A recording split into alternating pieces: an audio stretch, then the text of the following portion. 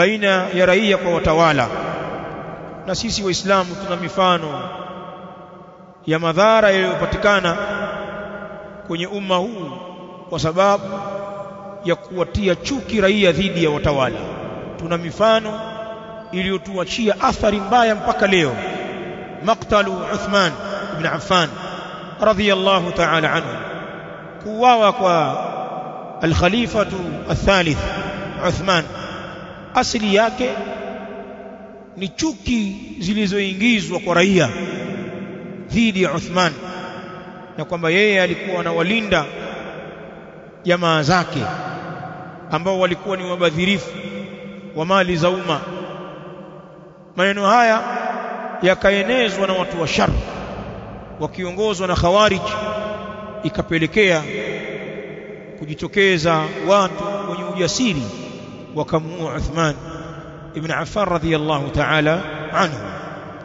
Na haya yametokea pia katika watawala wengine waliokuja baada yake. Ni mmoja katika khilafa ya daula al-Umawiya, kadhalika daula al-Abbasiyya. Matukio ya kuuawa baadhi ya watawala kwa sababu ya chuki zilizojengwa kwa raia ni mengi. Sisi waislamu tuna mifano hai. Kwa hivyo njia hii ya kumnanga mtawala najenga chuki hii. Sheikh anasema, anaendelea, laisatin nasihatu, sio nasaha, si katika nasaha bwana, anna al-insana yatakallamu fi akhta'i ulati al-umuri ala mimbar, kwamba mwanadamu anazungumza katika makosa ya watawala wa dola juu ya vinara vya mimbar, au ala kursiyin amama an-nas, au juu ya kiti mbele za watu. Kama hivi umekaa darasa unaanza kuorodhesha makosa ya watawala, wewe unadhania unajenga nini?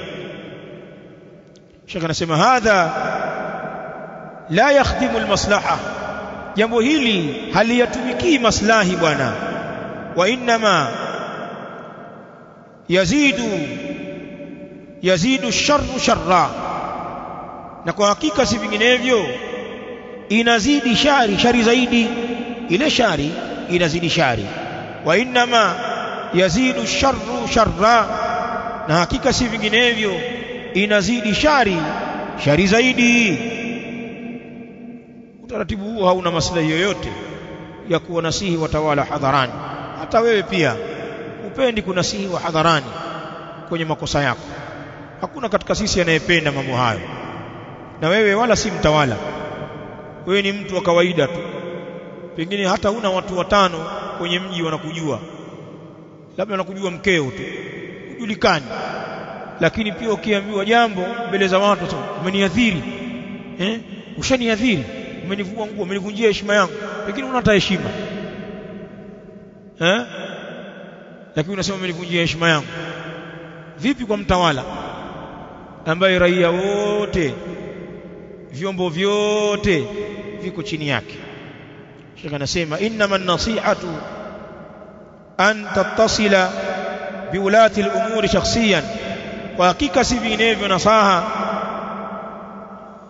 Innama an-nasihatu, haika si vinginevyo nasaha, an tattasila biulati al-umur, ni wewe kuwasiliana na watawala kwa kuyatawalia mambo shakhsiyan, ana kwa ana, mtu kwa mtu, wewe mwenyewe ukazungumza nao, au kitabian, au kwa kupitia maandishi ukawaandikia ujumbe, au an tariqi baadhi alladhina yattasiluna bihim, au kupitia njia ya wale ambao wanawasiliana na wao.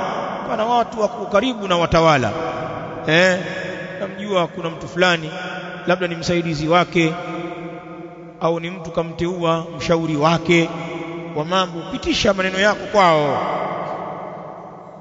au ukatumia njia ya wale ambao wanaungana na kuwasiliana na hao watawala. Sheikh Jamal Abu Furaihan anasema kama vile maulama, kama una dukuduku lako lipeleke kwa maulama.